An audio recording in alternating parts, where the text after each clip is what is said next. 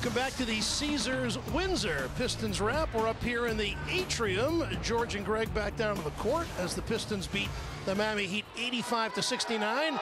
Flip Saunders probably had a little concern, like we won the championship tonight. Little concern losing the first quarter and still trailing at the half, but his team came back, holding Miami to just 24 points in the second half, 10 in the third, 14 in the fourth.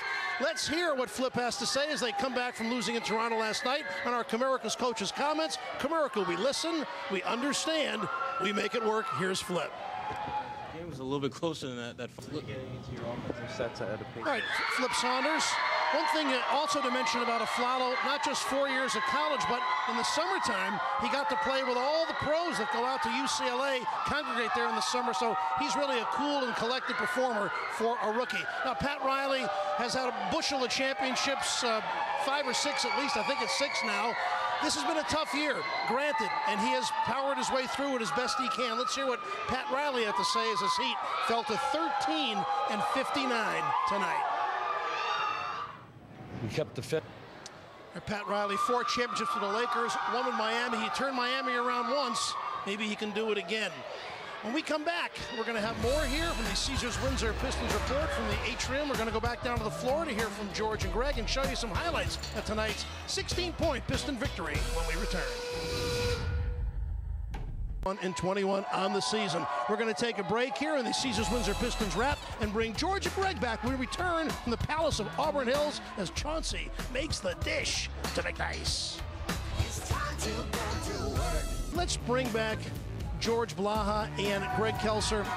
Coming up Saturday night, guys, we got the Cleveland Cavaliers coming tonight. Before we talk about the Cavaliers, let's talk a little bit about Jack McCloskey, who's going to be honored that night. Here's a guy who I don't think many of Bill Davidson and many of the front office are familiar with, but Dick Vitale, when he got fired, said, you know, you need a basketball man to run this team, suggested Jack McCloskey. Piston management met with him, hired him, and the rest is history.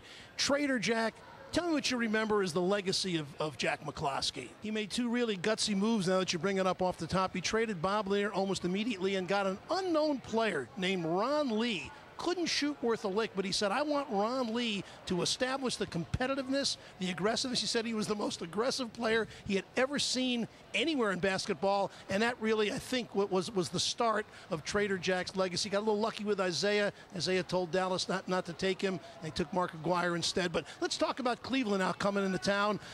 Tough game the Pistons played down there the last time. Is it important that they establish something against the Cavaliers, a team that they might face in the Eastern Conference Finals?